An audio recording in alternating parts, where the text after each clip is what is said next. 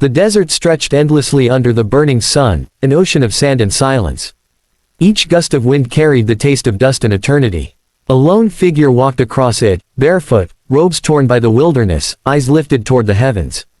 His name was Jesus. 40 days had passed since he came into this wasteland. He had eaten nothing, and his body was frail, but his spirit, it blazed like fire. The world around him was silent, but within, his heart thundered with one truth: God was near. Even here, where no man dared to linger, he felt his Father's presence in every breath, in every grain of sand that brushed his feet. At the edge of the dunes, the sun began to bleed into the horizon. The light turned gold, then crimson. The shadows stretched long and dark, like fingers of doubt. And in that fading light, a voice came, soft, cunning, almost kind. If you are the Son of God, it whispered, turn these stones into bread. Jesus lifted his eyes to the jagged rocks scattered at his feet. His stomach twisted in hunger, his lips were dry and cracked. But he looked beyond the stone, beyond the temptation of comfort. His voice was calm, steady, eternal. Man shall not live by bread alone, he said, but by every word that comes from the mouth of God. The desert shuddered with the echo. The voice was silent, for now. He fell to his knees, breathing deeply. The world wanted him to prove himself through miracles, but his mission was not to impress. It was to redeem. And redemption was born not from power, but from faith. The night came swiftly, and the stars blinked alive in the deep blue sky. The desert was cold now, and every breath left a small cloud in the air. Jesus sat on a rock and closed his eyes. The whispers of temptation still lingered, of doubt, of pride, of fear. Your Father has left you, the voice tried again. You are alone. He smiled faintly. No, he whispered to the darkness. My Father is with me, always. And in that moment of surrender, the night seemed to bow before him. Morning returned, painting the sky with hues of gold.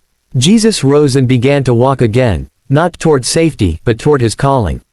Down the rocky paths, through the valleys, toward the people who waited unknowingly for the light that would change their world forever.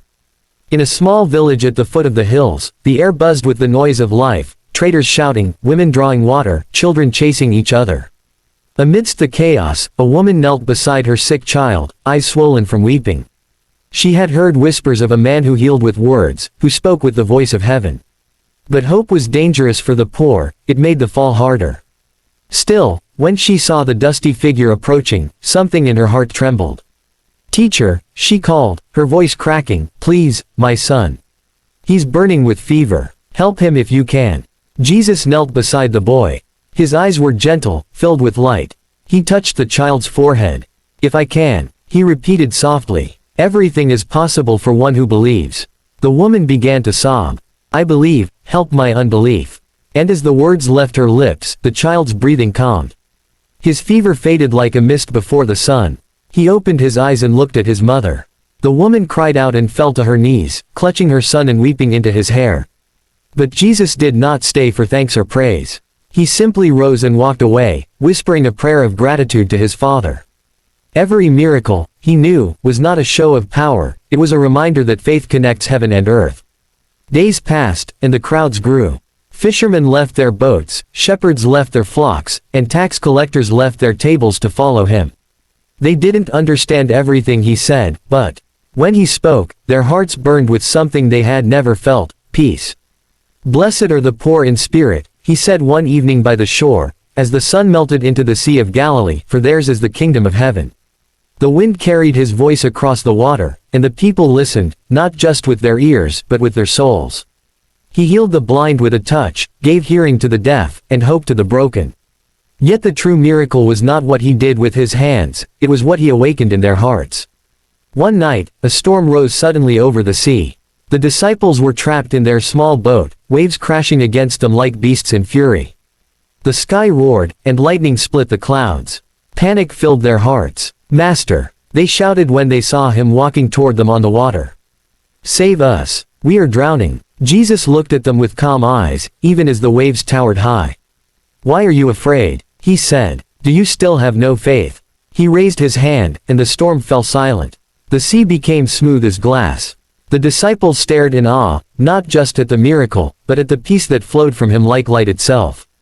They realized then that faith was not about escaping fear, It was about standing firm in it, knowing that God is near. As the journey continued, so did the resistance.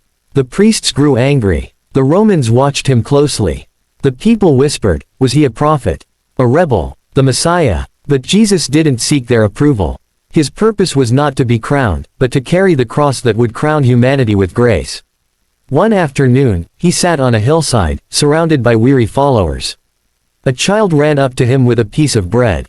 Jesus smiled, took it, and looked out at the thousands gathered below. There are too many, one of his disciples said. We have nothing to give them. Then give me what you have, Jesus replied. He raised the bread to heaven and gave thanks. Then he broke it, and it multiplied. The crowd ate and was filled, and still, there was bread left over. People cheered, but Jesus' gaze was distant. He knew that many followed him for miracles, not for truth. The road ahead was narrowing, leading towards something darker, yet more glorious. That night, under the pale moonlight, he prayed alone. Father, he whispered, they do not understand. But I will walk this path. Not for the faithful only, but for those who doubt, that they too may see that you are near. The wind moved softly through the trees, as if heaven itself had heard and answered. And in the distance, Jerusalem awaited, its walls gleaming under the stars, unaware that soon they would witness the greatest act of love ever known. The olive trees whispered in the night. The moonlight washed the Garden of Gethsemane in silver, and shadows stretched like sorrow across the ground. Jesus knelt beneath one of the trees, his hands trembling as he prayed. The air was thick, heavy, almost choking, as if creation itself held its breath. Father, he whispered, his voice breaking, if it is possible, let this cup pass from me. Tears glistened on his cheeks, falling onto the cold earth. His heart ached not from fear of pain, but from the weight of what was to come, the sin, the betrayal, the loneliness. For a moment, heaven was silent. Even the wind stopped moving. Then he lowered his head and spoke again, softer, steadier. Yet not my will, but yours be done. And as those words left his lips, peace descended, not the peace of comfort but the peace of surrender. He rose slowly, the resolve in his eyes shining brighter than the moon. In the distance, torches flickered. The sound of footsteps and armor filled the garden. Judas appeared, leading soldiers with swords and ropes. His face was pale, his eyes full of confusion and shame. He stepped closer and kissed Jesus on the cheek. Rabbi, he whispered. Jesus looked at him, not with anger, but with infinite sadness. Friend, he said gently, do what you came for. The soldiers grabbed him roughly, binding his hands. Peter drew his sword in fury, but Jesus stopped him. Put it away, he said. Those who live by the sword shall die by the sword. Then, turning to the soldiers, he added, this is your hour, the power of darkness. They dragged him through the night, through narrow streets and torchlit corridors. The priests shouted, accusing him of blasphemy, of claiming to be the Son of God. But Jesus stood silent, calm amidst the storm of hatred. At dawn, he was taken before Pilate, the Roman governor. The crowd outside chanted for his death, manipulated by fear and pride. Pilate looked at him, puzzled. Are you the king of the Jews? He asked. Jesus replied quietly, my kingdom is not of this world. Pilate found no guilt in him, but the crowd's fury grew. Crucify him, they screamed. Crucify him. And so, the governor washed his hands, a symbol of innocence that meant nothing, and handed him over to be killed. They whipped him until his back was torn, mocked him with a crown of thorns, and draped a purple robe over his wounds. The soldiers laughed, bowing before him in cruel mockery. Hail, King of the Jews! They jeered. But Jesus said nothing. Each lash, each insult, he bore in silence, not because he was weak, but because his love was stronger than hate. When morning came, they laid the heavy cross upon his shoulders. He stumbled through the streets of Jerusalem, blood and sweat mixing on his skin. The people watched, some weeping, some spitting, others turning away. A woman pushed through the crowd and wiped his face with a cloth, her tears falling on his feet. For a moment, their eyes met, and she felt it, that same presence that had healed the sick and stilled the storm. Even in agony, he was not alone. At last, they reached the hill of Golgotha. The soldiers laid the cross on the ground. They nailed his hands and feet, the hammer echoing through the valley like thunder. With each strike, heaven seemed to shudder. The cross was lifted, and he hung between heaven and earth, the bridge of mercy between God and man. The sky darkened, the wind roared, and yet, through the pain, his eyes searched the crowd, not for pity, but for love. At the foot of the cross stood his mother, her heart breaking in silence. Beside her, John, the disciple he loved, struggled to hold back tears. "Woman," Jesus said softly, "behold your son."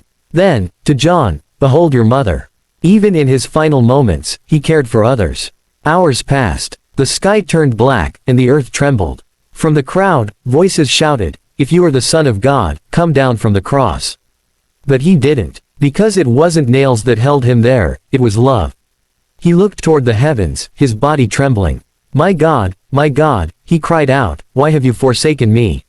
For the first time, he felt the full weight of human loneliness, that terrible silence when heaven seems far away. Yet even in that silence, his faith did not die.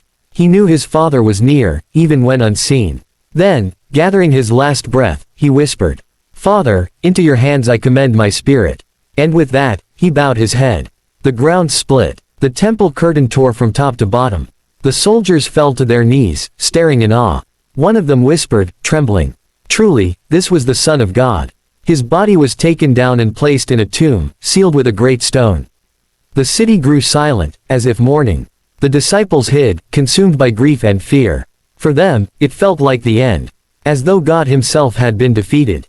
But faith is not destroyed by death, it only waits in silence. 3 days later, before dawn, the earth shook again. The stone rolled away from the tomb, and light burst forth brighter than the morning sun. The guards fled in terror. Inside, the linen wrappings lay empty. Mary Magdalene came to the tomb, weeping. She saw the emptiness and fell to her knees. "They have taken my Lord," she sobbed. "Mary," a voice said behind her. She turned, and there he stood. The same eyes, the same gentle voice, the same presence of peace. For a moment she couldn't breathe. "Teacher," she cried, running toward him. He smiled, radiant with divine light. "Do not be afraid," he said. "Go and tell my brothers that I am risen." And from that moment, the world changed forever. When he appeared to his disciples, fear melted into faith. Thomas, who had doubted, touched his hands and fell to his knees. "My Lord and my God," he whispered.